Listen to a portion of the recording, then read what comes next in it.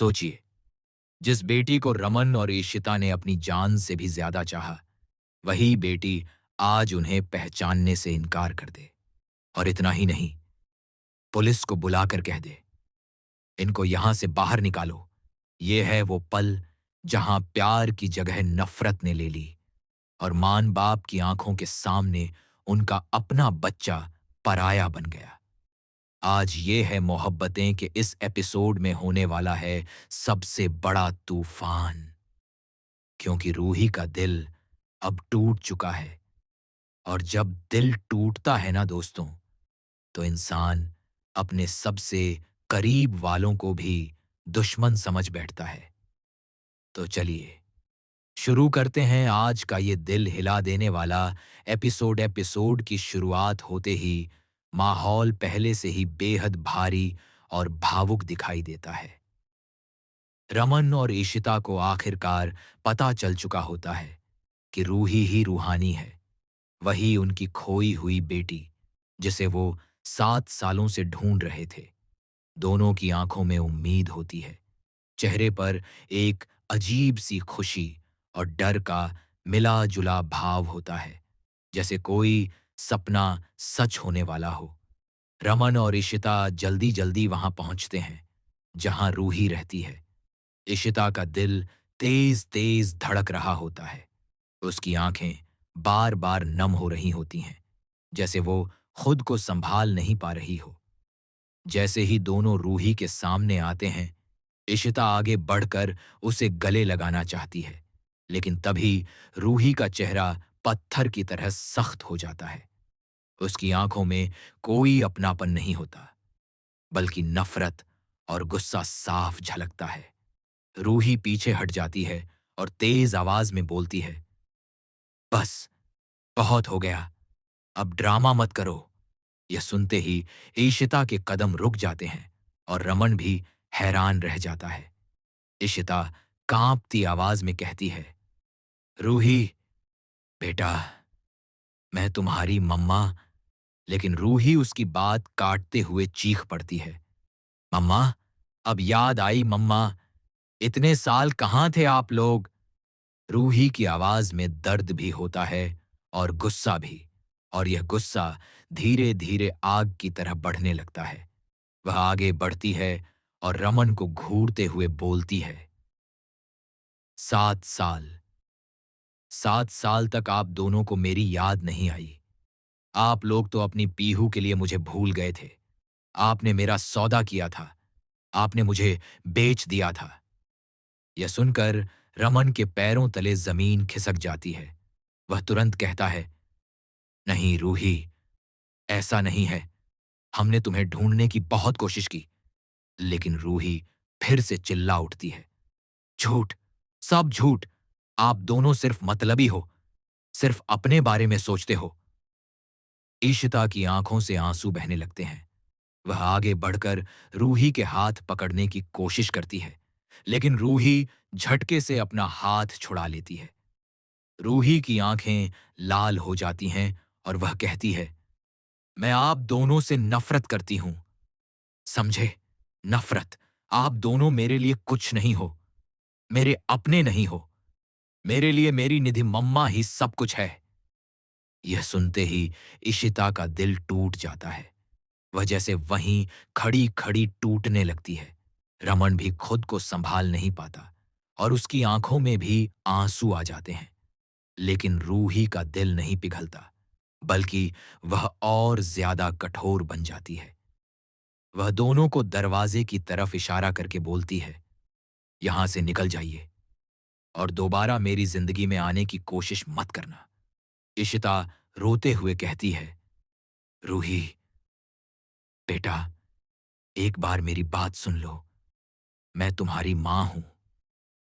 लेकिन रूही गुस्से में अपना सिर झटकती है और कहती है, मां, मां वो होती है जो अपने बच्चे को छोड़कर ना जाए।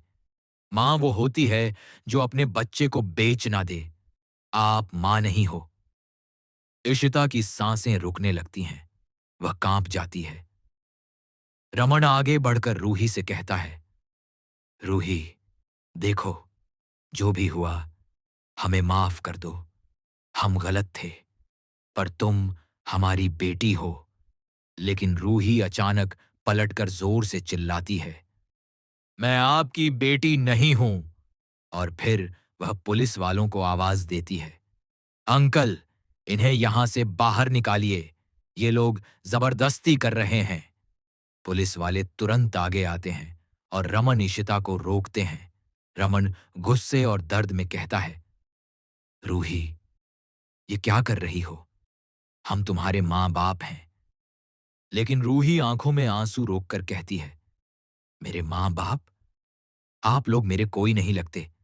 अगर आप यहां से नहीं गए ना, तो मैं आप पर केस कर दूंगी, समझे? यह सुनते ही इशिता का चेहरा सफेद पड़ जाता है। वह रोते हुए हाथ जोड़कर कहती है, नहीं रूही, ऐसा मत करो। पर रूही का दिल जैसे पत्थर बन चुका होता है। वह गेट की तरफ जाती है और जोर से दरवाजा खोलकर कहती है, जाइए यहां से, अभी के अभी। पुलिस वाले रमन और इशिता को बाहर ले जाते हैं। इशिता लगातार पीछे मुड़कर रूही को देखती रहती है, जैसे उम्मीद हो कि रूही आखिरी पल में रोक लेगी। लेकिन रूही बिना कोई भाव दिखाए गेट बंद कर देती है, और गेट बंद होते ही इशिता की दुनिया जैसे खत्म हो जाती है। बाहर खड़े रमन और इशिता वहीं टूट जाते हैं। इशिता फूट फूट कर रोने लगती है। उसके आंसू रुकने का नाम नहीं लेते। रमन उसे संभालने की कोशिश करता है, लेकिन उसके खुद के हाथ कांप रहे होते हैं। तभी इशिता रोते हुए रमन की तरफ मुड़ती है और कहती है, रमन, मुझे मेरी रूही चाहिए। कुछ भी हो जाए, मुझे मेरी रूही वापस चाहिए। मैं 7 साल से सिर्फ उसी का इंतजार कर रही थी। अब मैं उसे ऐसे नहीं खो सकती। इशिता की आवाज में दर्द, मजबूरी और मां की तड़प साफ झलक रही होती है। वह रमन के हाथ पकड़कर कहती है, रमन, तुम्हारे इतने कॉन्टैक्ट्स हैं, तुम किसी से भी बात कर सकते हो। जो करना है करो, लेकिन मेरी रूही मुझे वापस ला दो। रमन कुछ बोल नहीं पाता। उसकी आंखें नम हो जाती हैं। इसी बीच इशिता रोमी के पास भी जाती है और रोते हुए कहती है, रोमी, मुझे पता है तुम रूही से बहुत प्यार करते हो। प्लीज कुछ करो, किसी भी तरह रूही को वापस लेकर आओ। इशिता की हालत देखकर रोमी का खून खौल उठता है। वह गुस्से में रमन की तरफ देखकर चिल्ला पड़ता है, यह सब तुम्हारी वजह से हुआ है भाई।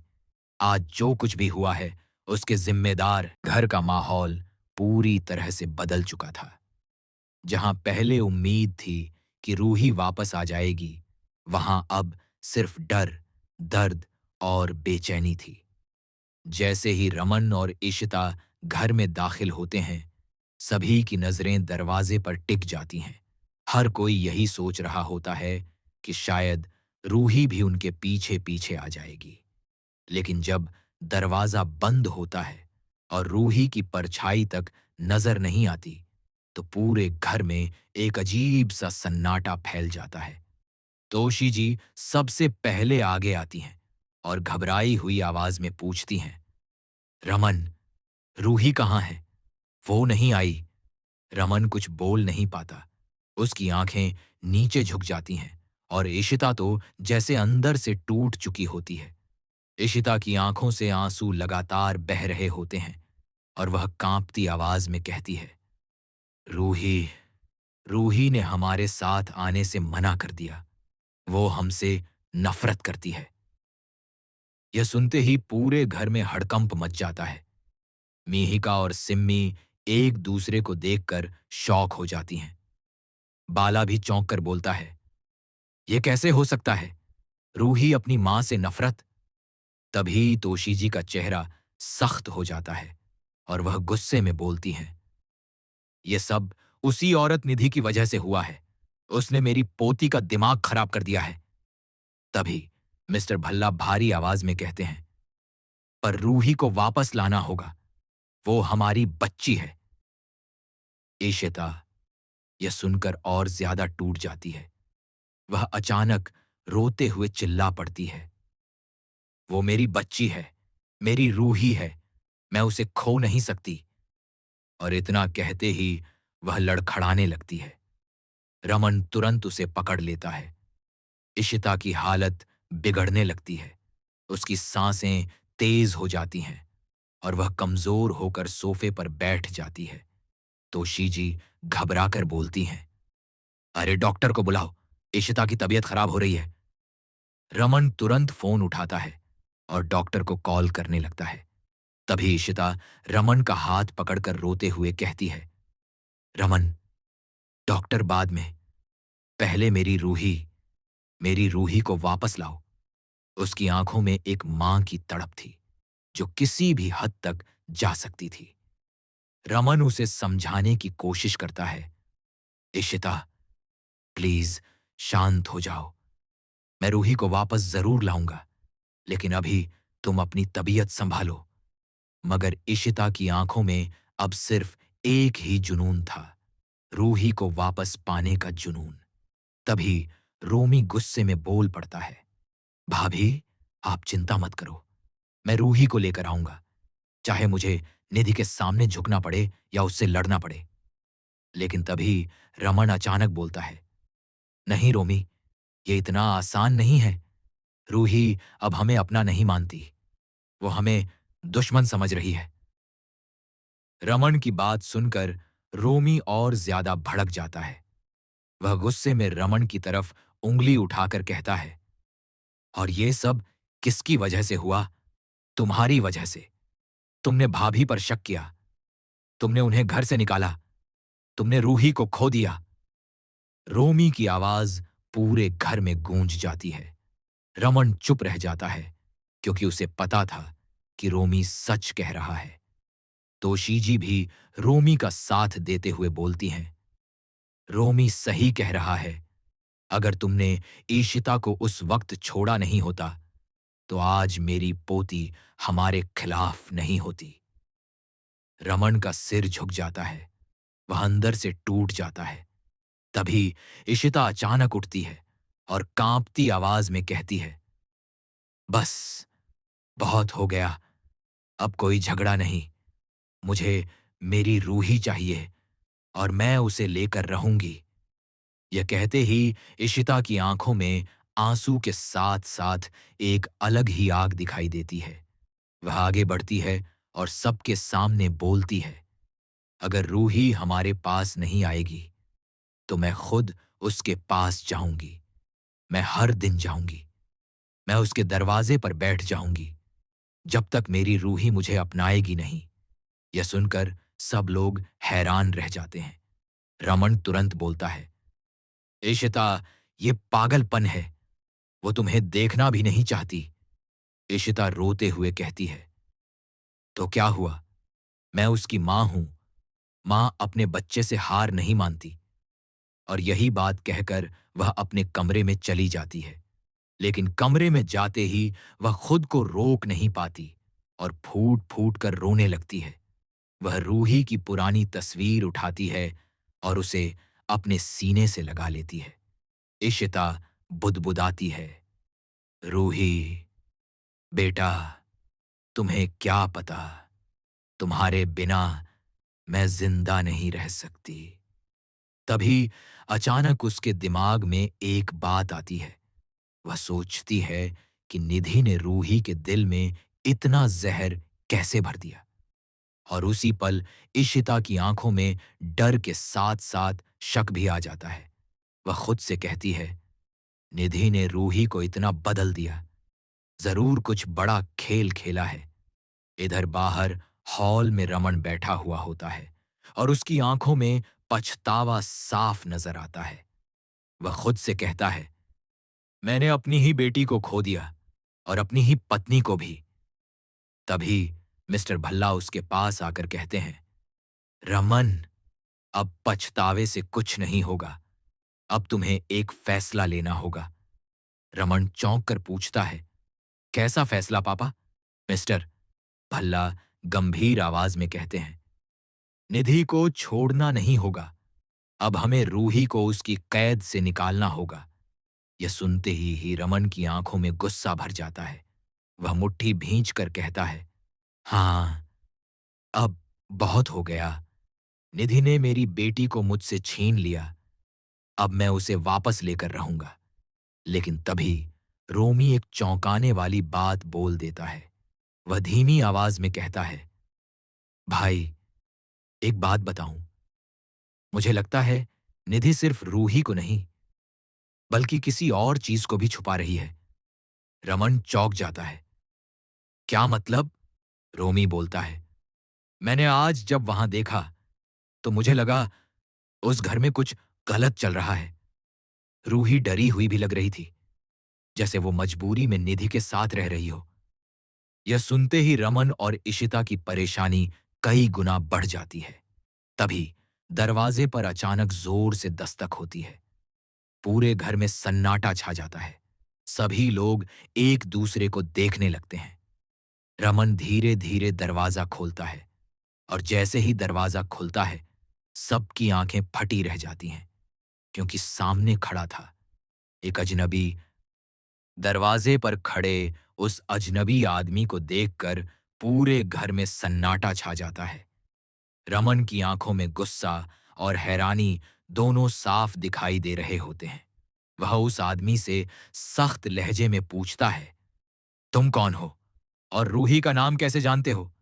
अजनबी आदमी इधर उधर देखकर धीरे आवाज में कहता है, मैं यहां ज्यादा देर नहीं रुक सकता, लेकिन मैं सच जानता हूं, और अगर आप अपनी बेटी को बचाना चाहते हैं तो मेरी बात ध्यान से सुनिए।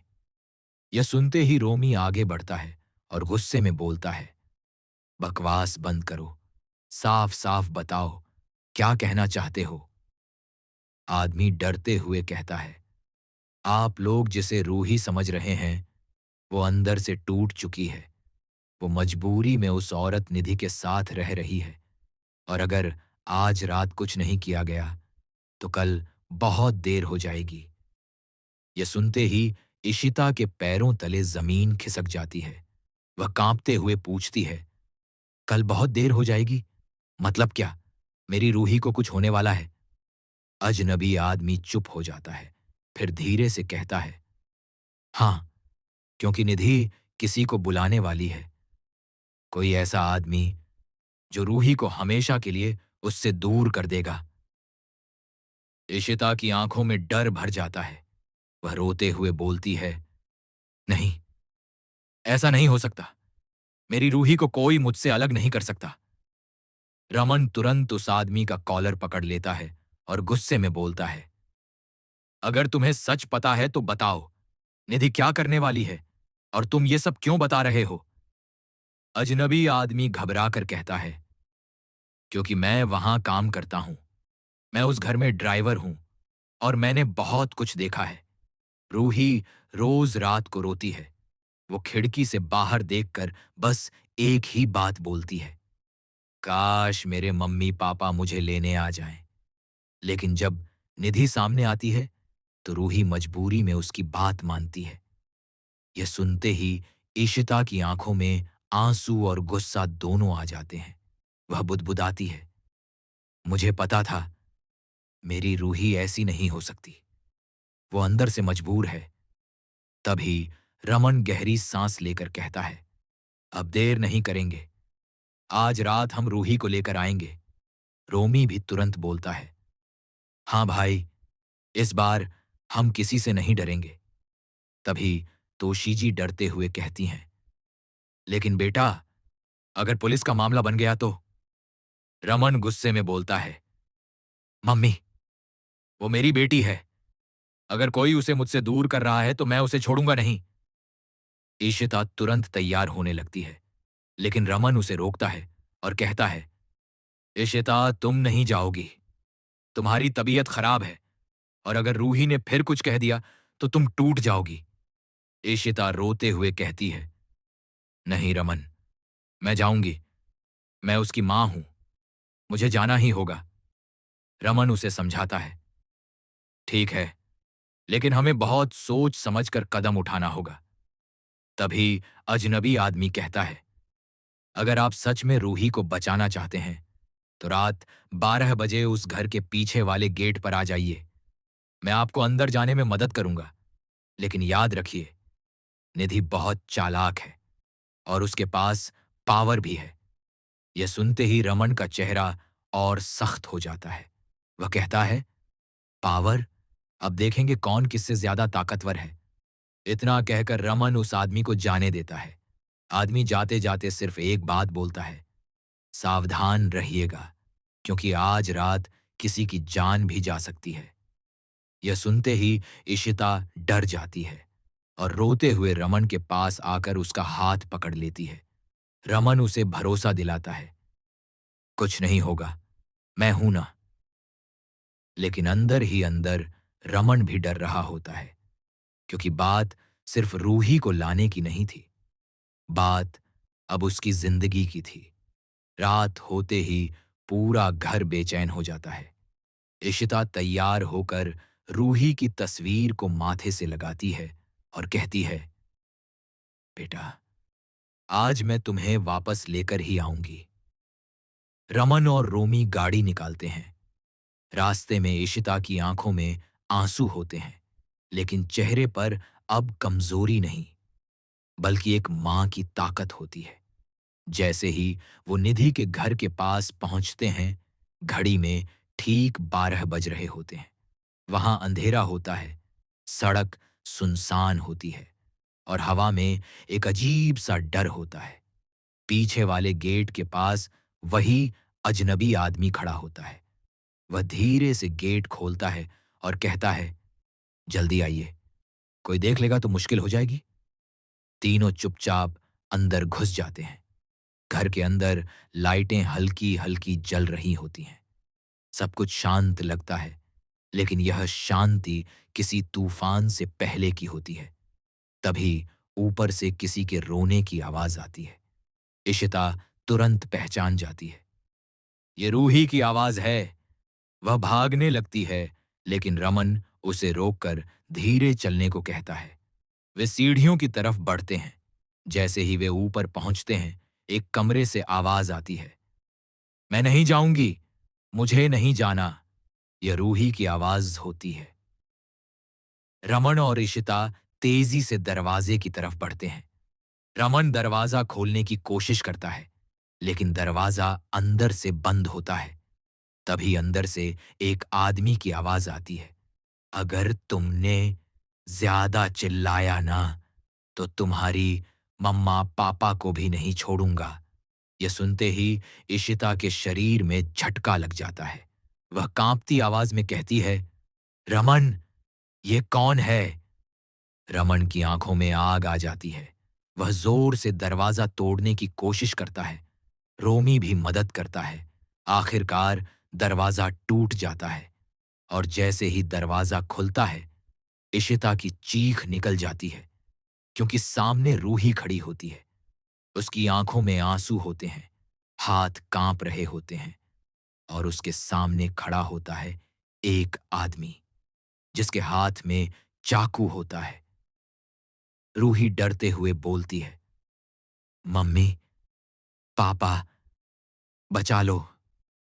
और तभी उसी पल पीछे से निधि की आवाज आती है, वाह, तो आखिरकार तुम लोग आ ही गए। निधि ताली बजाते हुए अंदर आती है और मुस्कुराकर कहती है, लेकिन अब बहुत देर हो चुकी है, क्योंकि रूही अब मेरी जिंदगी का हिस्सा बन चुकी है और तुम लोग उसे मुझसे छीन नहीं सकते। रमन गुस्से, रूही की आंखों में डर साफ झलक रहा था। उसके हाथ कांप रहे थे, सांसें तेज हो रही थीं। निधि के चेहरे पर वह क्रूर मुस्कान थी, जो किसी भी मां बाप के दिल को तोड़ सकती थी। रमन और इशिता की आंखें लाल हो गई थीं। उनके दिलों में गुस्से और डर का मिला जुला भाव था। रमन ने तुरंत कदम बढ़ाया और जोर से चिल्लाया, निधि, छोड़ो उसे। निधि हंसते हुए पीछे हटती नहीं, बल्कि और करीब आती है और कहती है, अरे रमन, अब क्या करोगे? तुम्हारी बेटी अब मेरी जिंदगी का हिस्सा है। तुम उसे वापस नहीं ले सकते। इशिता रोते हुए आगे बढ़ती है और रूही की तरफ झुकती है। बेटा, मेरी रूही, देखो, मैं तुम्हारी मम्मा हूं। मैं तुम्हें बचाने आई हूं। लेकिन रूही डर के मारे पीछे हट जाती है। तभी रोमी तेजी से सामने आकर निधि को रोकता है। बस, आज काफी हो चुका। किसी की जान से खेलना बंद करो। निधि मुस्कुराती है, लेकिन उसकी आंखों में कोई डर नहीं। वह चाकू थोड़ा ऊपर उठाती है और कहती है, अगर कोई मेरे रास्ते में आया तो परिणाम भुगतना पड़ेगा। रमन और रोमी तुरंत कदम बढ़ाते हैं। रमन चिल्लाता है, रूही, पीछे हटो। रूही ईशिता के पीछे छिप जाती है। अचानक रोमी ने निधि की आंखों में झूठ की चमक देख ली। वह तुरंत समझ गया कि यह सिर्फ धमकी है। असली खतरनाक चीज तो अब भी शुरू नहीं हुई है। रोमी पीछे से ईशिता और रूही को खींचकर सुरक्षित जगह पर ले जाता है। रमन निधि के सामने खड़ा हो जाता है और उसकी आंखों में आग भड़कती है। वह बोलता है, निधि, अगर तुमने रूही को चोट पहुंचाई तो मैं तुम्हें कभी माफ नहीं करूंगा। आज से तुम मेरी बेटी के सामने कमजोर हो। निधि का चेहरा थोड़ा बदलता है, लेकिन वह हिम्मत नहीं हारती। तभी पीछे से अजनबी आदमी आता है, जो पहले रात में मदद करने आया था। वह कहता है, रमन, जल्दी करो, ये मौका सिर्फ एक बार है। निधि ने सुरक्षा का पूरा इंतजाम किया है। अगर देर हुई तो। रमन तुरंत समझ जाता है कि अब हर सेकंड महत्वपूर्ण है। वह रोमी के साथ तेजी से ऊपर की मंजिल की ओर दौड़ता है, जहां रूही और निधि खड़ी थीं। इशिता भी उनके पीछे पीछे आती है, लेकिन थोड़ी दूरी बनाए रखती है। जैसे ही वे ऊपर पहुंचते हैं, निधि ने रूही को खींच लिया और कहती है, तुम अब मेरी हो और मैं तुम्हें कभी जाने नहीं दूंगी। रूही जोर जोर से चिल्लाती है, नहीं, मैं अपनी मम्मा पापा के साथ जाना चाहती हूं। मुझे वापस चाहिए। यह सुनते ही निधि गुस्से में चिल्लाती है, अब बहुत देर हो गई। अब मैं तुम्हें किसी के साथ नहीं जाने दूंगी। अचानक रमन ने निधि का हाथ पकड़ा और चाकू को झटक दिया। चाकू जमीन पर गिरता है। निधि चौंक जाती है। रमन गुस्से में बोलता है, अब खत्म। रूही मेरी बेटी है और मैं उसे अपने हाथों से किसी के कब्जे में नहीं जाने दूंगा। रूही इस लड़ाई को देखकर थोड़ी हिम्मत करती है। उसकी आंखों में आंसू हैं, लेकिन दिल में उम्मीद की एक किरण भी दिखती है। इशिता जल्दी से रूही के पास आती है और उसे अपनी बाहों में भर लेती है। बेटा, अब तुम्हें कोई नुकसान नहीं पहुंचाएगा। मम्मा और पापा तुम्हारे साथ हैं। रूही फपकते हुए रोती है और धीरे धीरे उसकी आंखों से डर गायब होने लगता है। रमन और रोमी निधि को रोकते हुए नीचे की ओर धकेल देते हैं। निधि चिल्लाती है, तुम लोग मुझे नहीं रोक सकते। ये मेरी जीत है। रमन गुस्से में बोलता है, ताकत तुम्हारी नहीं, प्यार की है हमारी।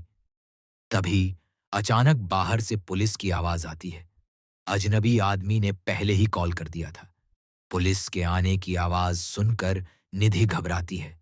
वह अपने सभी हथियार और योजना छोड़ देती है। पुलिस आते ही उसे रोक लेती है और गिरफ्तार कर लेती है। रमन, इशिता और रूही एक दूसरे को देखते हैं और रूही फूट फूट कर रोने लगती है। उसकी आंखों में अब डर नहीं, सिर्फ राहत और प्यार की चमक है। इशिता उसे कसकर पकड़कर कहती है, बेटा, अब तुम हमेशा हमारे साथ हो।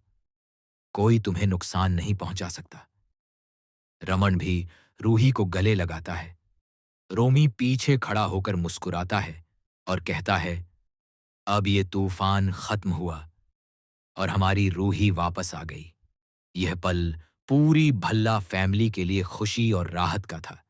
लेकिन तभी दूर से एक खतरनाक योजना की आहट सुनाई देती है, जैसे किसी ने अभी भी सबकी नींद चुरा दी हो।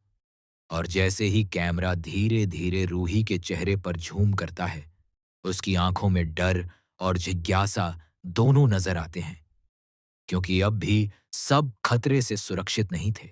रूही अब इशिता की गोद में थी, लेकिन उसके चेहरे पर अभी भी डर साफ झलक रहा था। उसके छोटे हाथ अभी भी कांप रहे थे, उसकी सांसें थम सी गई थीं। रमन ने तुरंत अपने हाथों में उसे सुरक्षित पकड़ लिया और रोमी और इशिता के साथ नीचे उतरा। घर में हर तरफ सन्नाटा था, क्योंकि सभी लोग डर और राहत के मिश्रित भावों के साथ देख रहे थे। तभी पुलिस ने निधि को पूरी तरह से काबू में कर लिया।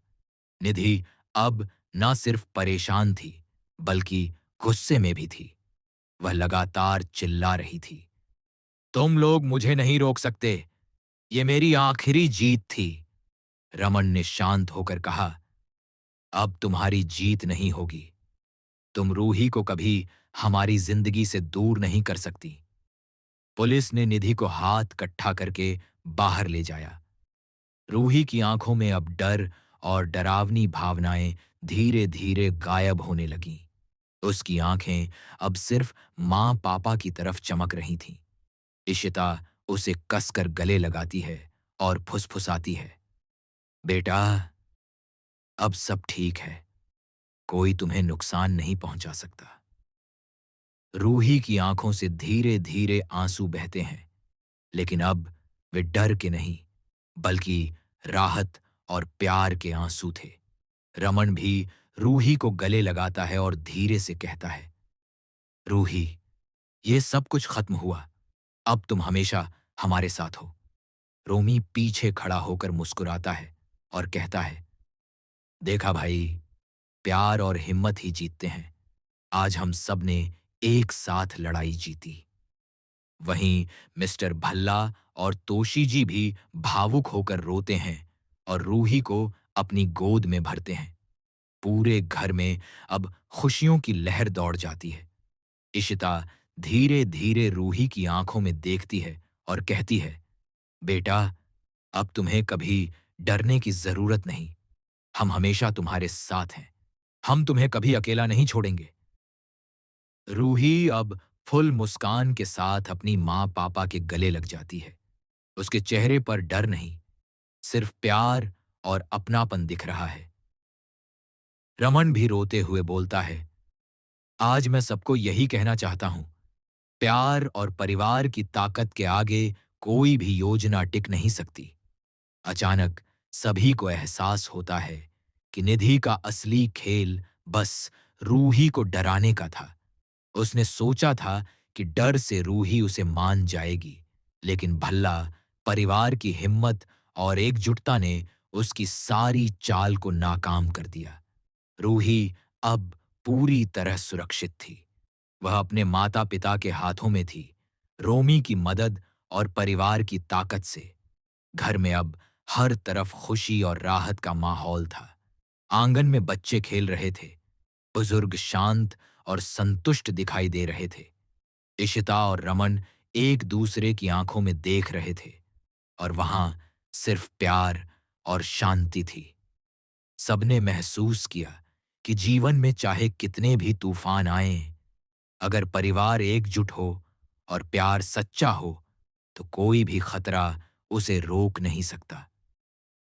रूही अब सिर्फ उनके साथ थी, और उसका डर हमेशा के लिए खत्म हो गया था। लेकिन स्क्रीन के आखिर में एक छोटा सा झलक दिखती है। निधि कार में बैठी है, अभी भी गुस्से में, और धीरे से मुस्कुराती है। वह कहती है, यह खेल खत्म नहीं हुआ, अभी तो मजा शुरू हुआ है। इस छोटे से ट्विस्ट ने दर्शकों को अगले एपिसोड के लिए उत्साहित और सस्पेंस में डाल दिया। और इसी रोमांच, भावुकता और सस्पेंस के साथ ये है मोहब्बतें का आज का एपिसोड समाप्त होता है।